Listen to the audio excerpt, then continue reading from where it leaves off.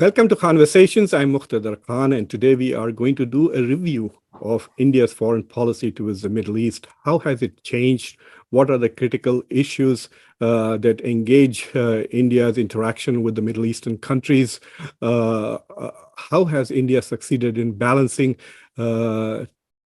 countries and communities which are themselves in political turmoil, such as Israel and Palestine, Saudi Arabia and Iran?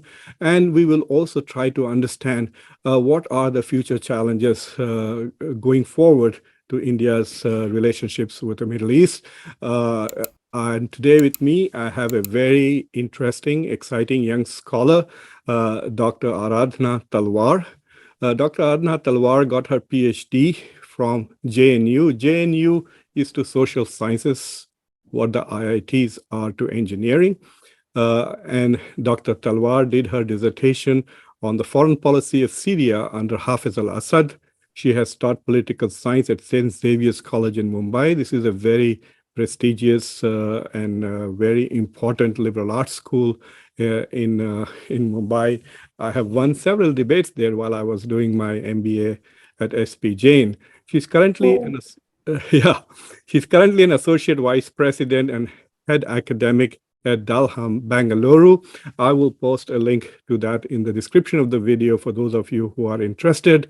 Dalham is an organization that helps universities offer social science courses to their students. This is really, really interesting because I remember in my 4 years of engineering, I took only one non-science course, which was how to write reports, how to write scientific reports, and it was called English.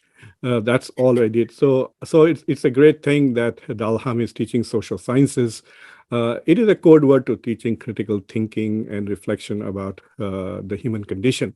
So before I turn to Professor Aradhana Talwar, please subscribe to Conversations if you've not already done so. Invite your friends and families to also view, watch, and like and subscribe to Conversations. So welcome to Conversations, Dr. Talwar. Thank you so much, sir. Thank you so much for giving me this opportunity to be on your show. And I also wanted to take this opportunity to tell the audience that I don't know if you're aware, but in India, a lot of young scholars read your work and refer your work, especially on West Asia. And when you talk about foreign policy also of India.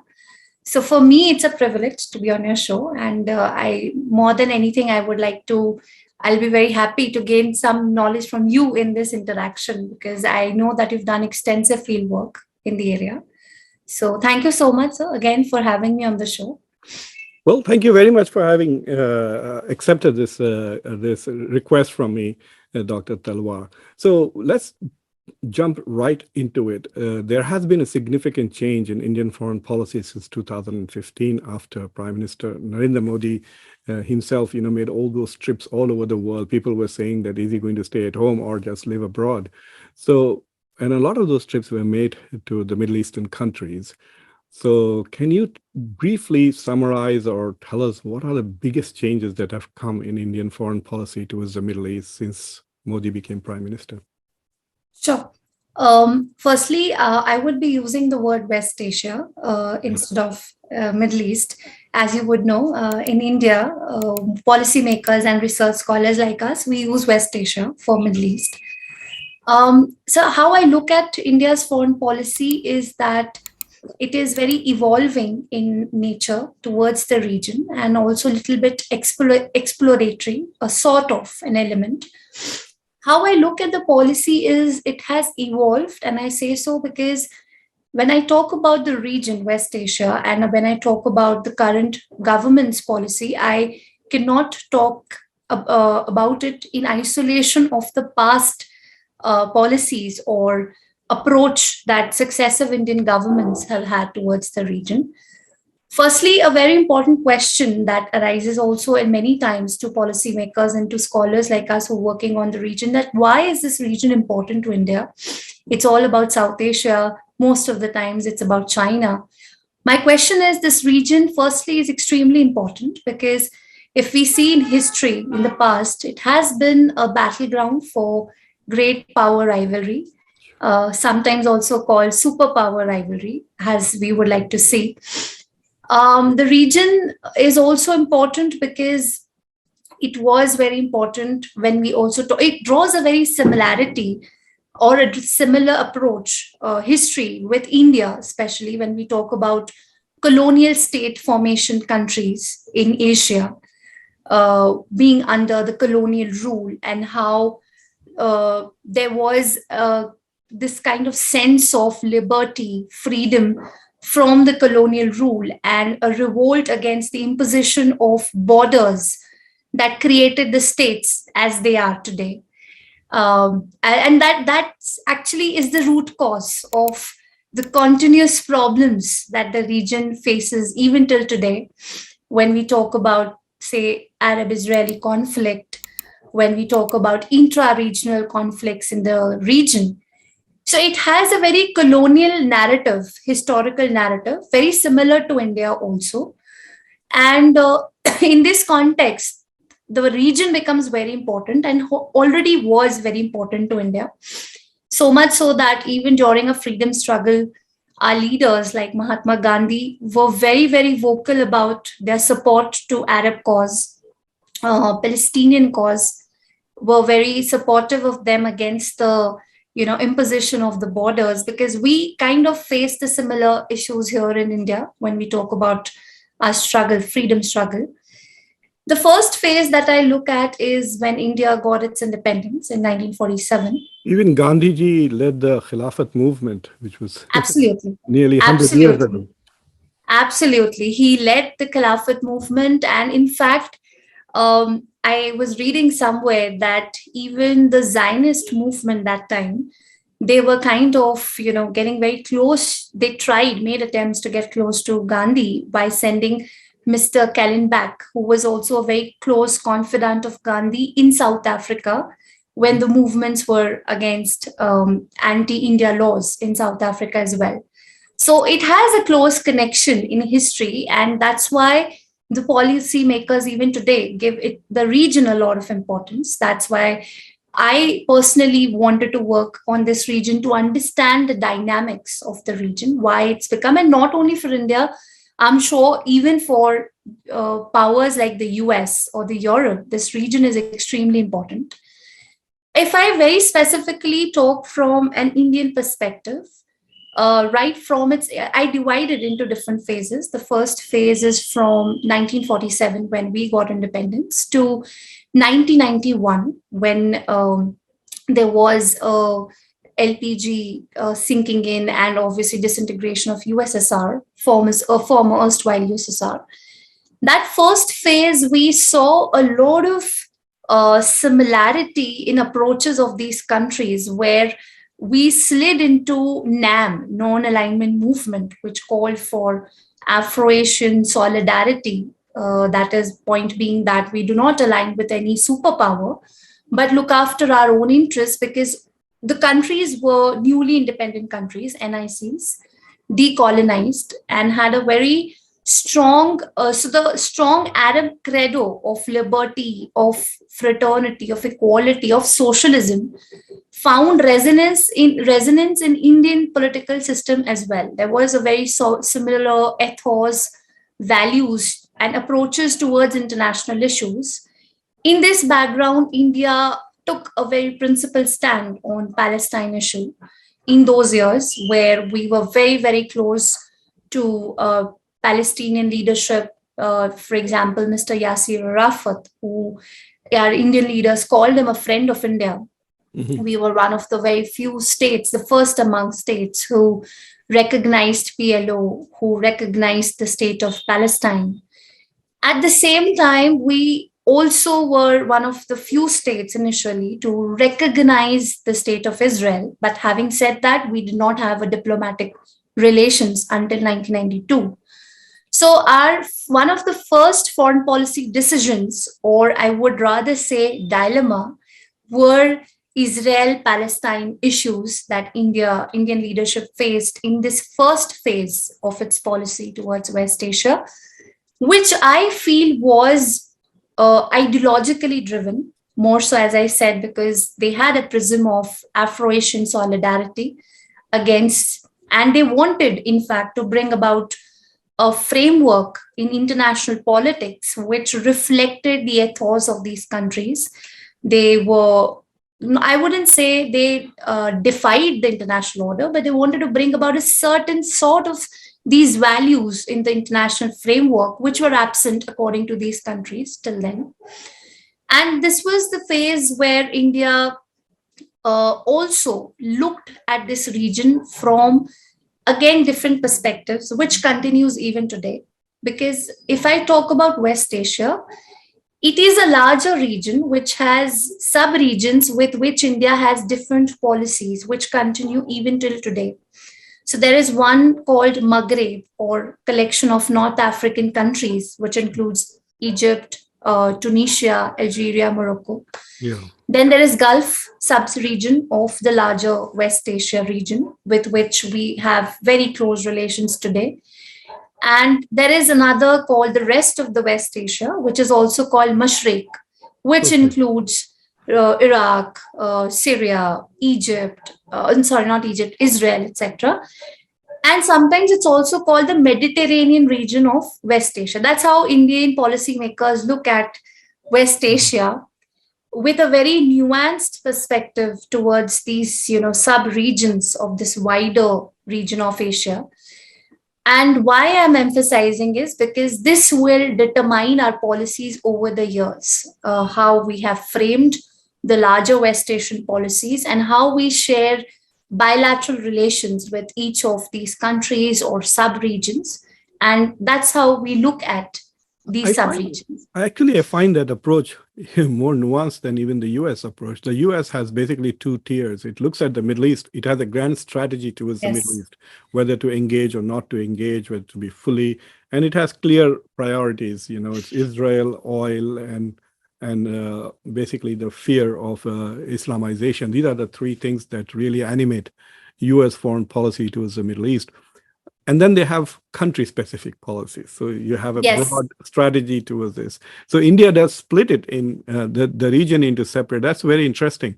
Yes. So the Gulf country, and partly is also because of the kind of relationships we have, right? Like, for example, economic relations with the Gulf are far more profound than, say, with the Maghrib or the Mashriq. Yes, absolutely. The difference being that US will and probably has always looked at the region from a wider perspective. As you rightly mentioned, Israel, oil, security, and they are so-called, probably, if they want to ensure that human rights are right in record in these regions. For India, the structural realities of international politics is what led to India looking at this region from various perspectives or through sub-region aspect.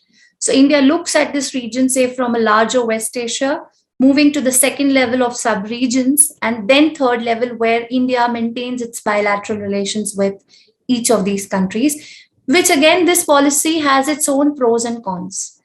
Obviously I will be discussing it when I come to the current government. So this was, as going back to my point, this was the first phase, and second phase obviously started with post 1991 or 92, when there was disintegration of the former USSR. The structural realities of international politics again compelled kind of India, put it in a fix to make certain decisions, very startling at times, because the first thing India did was to establish diplomatic ties with Israel in 1992. So the second phase, as I said, started from 92 to 2001 till the attack in the US, which found India juggling very strongly between two sides of Palestinian leadership, Palestinian cause, and Israeli leadership, wherein India had a very visible tilt towards Israel, because India had realized that, agree or not, we are in a unipolar world. And with US in the background, in the picture, with the international realities, the structural realities compelled India to take certain decisions, which brought India closer to Israel in terms of strategic imperatives, defense relations, India started building up big time with Israel. The question in this phase arose that if we had recognized the state of Israel long back, which was in 1950, why did it take us so many years to establish diplomatic relations in 1992? Or I would also look at it the other way around. The big question that India faced in its Middle East or West Asian policy in this phase was, if we had already recognized Israel, why was this haste in 92 to establish diplomatic relations with Israel? And the obvious reason is, again, the structural realities of international politics. As I said, disintegration of the USSR, India coming to the terms that with US as the leading the unipolar system, if we believe that there was a unipolar system, establishing and strengthening ties with Israel actually introduced an element of pragmatism, which was earlier solely driven by, I would say, to a certain extent, driven by ideological considerations. So India started. Would you agree if I characterized it to say that till 1991, while the Soviet Union was alive, non-aligned movement and non-aligned movement's values and ideals were still influential in Indian foreign policy, but after 91, they realized that, okay, this is dead, this whole idea. So I think, would it be correct to say that India basically abandoned the international socialism and also the non-aligned thing, started moving towards the US? And one of the easiest way to become a partner with the US is to be nice to Israel. And also India started liberalizing, right? The Indian economic liberalization started at the same time. So basically, I think that India basically said bye-bye to socialism and the international policies that came with socialism in 91, 92. I agree with you on the part that NAM was very influential in the foreign policy decisions before 91. But after 91, I wouldn't say we abandoned or it became redundant, because there were occasions where India still and continues indirectly or subtly using these concepts. But yes, the foreign policy paradigms were driven after 91 mainly by economic and security considerations, which were earlier also, along with ideological objectives, formed the core of foreign policy. 91, because so much happened at the international level. Domestically, economically, the economic reforms within India necessitated changes also in our outlook towards the world. So we realized that we need to build or diversify our relations. Having said that, not that we don't respect the ideological positions that we have taken in the past, we still do on Palestine issues. But from 91, a sense set in among policymakers that pragmatism is something, or as we in IR say, a sort of realism kind of became the priority area of our foreign policy, in which Israel fit well, because we wanted arms, we wanted equipments, because also disintegration of USSR meant we also need to diversify our trade relations in terms of arm equipments, in terms of other strategic areas where Israel was at the forefront. Israel was willing to help India. One example I'll give you, especially, say, for example, we had Kargil War. It was Israel that became India's reliable partner in this war, which supplied us with a lot of weapons, equipments at the time when we needed one. I remember we were in Mumbai and I was very small. So my father was telling me that at the airport, there were so many Israeli flights coming in that period, helping India with arms, with the requirements that India wanted. So India looked at Israel from purely defense and strategic perspective. But the question then became in this period was also whether are we really balancing Israel and Palestinian aspects or paradigms or variables in a foreign policy. Were we successful? Were we not? Constant, if we see reports or statements in that year, in the 10 years, India has used both the countries more or less in the same breath. When they used to talk about Israel, they will also say we respect Palestinian rights, Palestinian cause, the rights of Palestinians. But still, I personally feel there was a visible tilt towards Israel. For obvious reasons, we were building up diversification of our military assets. So, Dr. Talwar, some critics, especially the academics from India, who are critical of India's shift in policy on the Middle East crisis itself, suggest that India not only acquired weapons from Israel, but also certain techniques of occupation, which were then implemented in Kashmir, some of the methods by which Israel controls the Palestinians and occupies West Bank and Gaza. Similar tactics were used by the Indian military in Kashmir. Is there any substance in those accusations and criticisms? And they came up again after the change in the constitution when 370 was abrogated, right? And India shut down Kashmir for more than a year.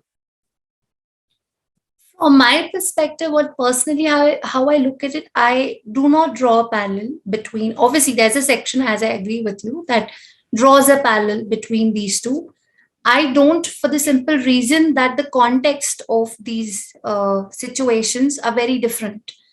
Because the historical context is very different, I do not draw a parallel, or I don't see. And I may be wrong, of course, it's just my personal view. And I agree with you that there have been a lot of work on this area also, where people are drawing parallels. It may be based on their research. But my perception, because I don't see a very historical similarity, annexations, conquering, invasions, and successions are very different terms in political science. Yeah. So that for me automatically makes a difference. But yes, there have been a lot of military connects between the two countries, because I don't see from the angle, I don't bring Kashmir, but I would rather say Israel is also positioned in that area where there is a threat to its security from Arab countries as perceived so. India also shares a very hostile neighborhood with Pakistan, China. So I draw a parallel in those lines. No, that's a very legitimate comparison. I want to turn a little bit towards the Gulf. I think that in the last few years, Indian foreign policy has been most successful in the Gulf, right? I mean, you can see that many of the Gulf nations have tilted more towards India and have moved away from the pro-Pakistan position that they used to hold in the past. U2 is another example. I hope you will tell us a little bit more about it. But also investments, right? Saudi Arabia is investing heavily in India. And so like, what was the key driver of this change in relations? I feel India in the past has been a bit reticent when it comes to its foreign policy stance or approach towards West Asia and including the Gulf sub-region. But over the years, because we have a strong diaspora in the Gulf, say around about 9 million Indians approximate, and also India's coming out or sort of breaking sort of a shift from the past that, look, we are here, our national interest and security and economic interest, our core of foreign policy paradigms, is where the Gulf becomes extremely important for us today. So when I talk about the larger West Asian policy, as I said, there are 3 sub-regions, how we look at it. Of that, the thrust of India's relations with the Gulf is economic and trade, investments, and of course, security. Security is an additional element because we are looking at Indian Ocean region. We are looking at issues like terrorism, where if we want support, India tries to draw lines or include the Gulf nations within these discussions. So India actually has come or realized that with the countries we were trying to play a bit safe. And coming to your I2U2 part, how I look at it, I2U2 is that it's quite a break from India's past careful policy towards these regions, because the landscape of the region is such that if we build a relation with one country, India used to get into a dilemma because India also had equally good relations with the other country. India has broken that. India has come so aggressive and assertive out. I wouldn't say aggressive, but assertive, because it's more a positive aspect. Yeah. That indirectly, India right now, when it talks about West Asian policy, it is very clear with India that here we are interested in our national interest.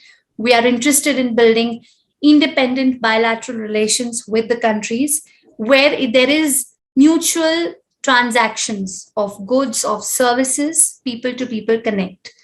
And within this larger framework, I see out I2U2 because with each of these countries, India played safe.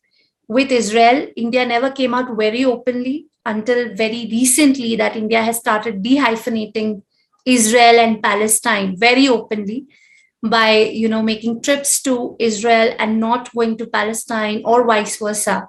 That's a signal that we de-link the issues and we want to maintain independent relations with each of these countries. UAE, for example, was important, but it has come out very, very crucial to us today. India has outrightly called UAE the Singapore of the West, like how Singapore is to the East. UAE has become to the West. I want to interrupt you here. You reminded me something. In 2000, I got a small grant to do a study of city-states. Okay. And I wanted to do a comparison of UAE and Singapore. And 9/11 happened. And then I had to change a lot of my research. I mean, that idea was there for a long time. In fact, when I talk about smart cities, I talk about these two cities. But yeah, they are city-states which are doing phenomenally well, especially Dubai and Singapore are, worthy of comparison. Yes. But carry on. But I request if you can continue that research, it will be great. I will probably, yeah. Maybe a conversation about that would be interesting, right? Yes. Let me ask you this question that, India has always talked about maintaining strategic autonomy as one of the main elements of its national strategy, foreign policy strategy. But India now seems to find itself in these tension-filled relationship. Like, for example, India has this big tension with India, US, Russia. India is trying to extend relations with both, and those two countries are increasingly becoming hostile to each other. And then you have a mini version of that in the Middle East, where it is India, US, and Iran, right? So do you think India has been successful in managing its relations with Iran and the US at the same time, or has that policy not been as fruitful for India? I feel that when I was doing a bit of my research, India-Iran, when we see bilateral relations, one of the very important aspect, which either has a positive or negative impact, is the US factor. And I am not denying the fact that it is the US which plays a very major role in shaping India's relations with Iran, for the simple reason that here there is one country, which is the US, with whom we have close strategic relations. With Iran, we see, at least in India, mostly the policymakers look at Iran from a very historical perspective, with whom we share very close civilizational links, historical links, converted into strategic relations today when we see Afghanistan, Central Asia.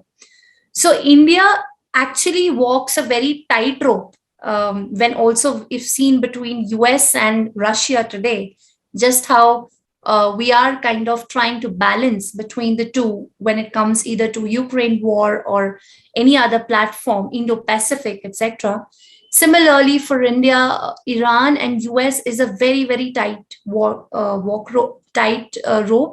Not just today, but since the time of Cold War, or Iranian Revolution.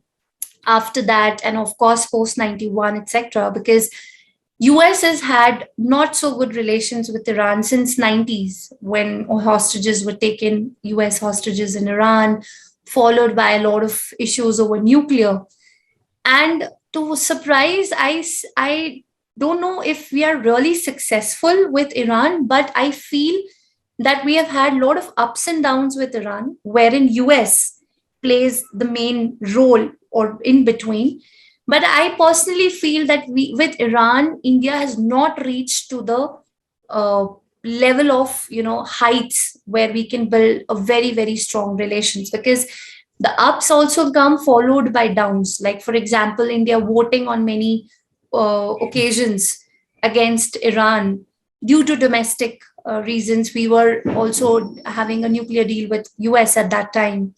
Then obviously a lot of issues over oil imports, where India, because of sanctions, we tried our best to convince US to please give us some time or give us waiver for these sanctions. And obviously we had to take a decision. Then Chahabahar again brings the countries closer, because we need the port as much as also Iran. But more importantly, India, because it is very strategically important for us to give access to Afghanistan and Central Asia, in case, because there have been instances where Pakistan has not given India the right for the land route. And there are a lot of other instances also. For example, Iran-Pakistan gas pipeline, Iran-Pakistan-India pipeline, or other gas pipelines, where India, I feel, with Iran has taken very, very slow approach. Not to being very critical of that, not to say that I'm critical of that, but it is because how the realities or how the international or the external environment has been. You're being very polite, but basically India doesn't want to rock the boat with the US, right? And it's trying to minimize the damage. Absolutely. Yeah. Absolutely. We cannot even afford to do it with Iran. That's what I said. There's quite a balancing act between the two. So this is a tough question, right? So let's see. I don't expect you to be able to speak on behalf of the Ministry of External Affairs. But if you notice that in all of these troublesome triad, let's call it, right, where India wants to have relations with Russia, but does not want to upset its improving relations with the US. India wants to have good relations with Iran, but does not want to upset the US. India wants to push and support the Palestinian people, but does not want to spoil its relations with Israel. So you can see there are several such cases, right? So it is in Indian interest that these tensions are resolved. So why doesn't India take a lead in trying to solve these problems? Like, why is India not attempting to have a peace dialogue between the Arab and Israeli issue, or have, say, a dialogue between Iran and the US, or even try to suggest that Putin and Biden can meet in Delhi? I mean, meet in Agra so they can also see the Taj Mahal. Absolutely.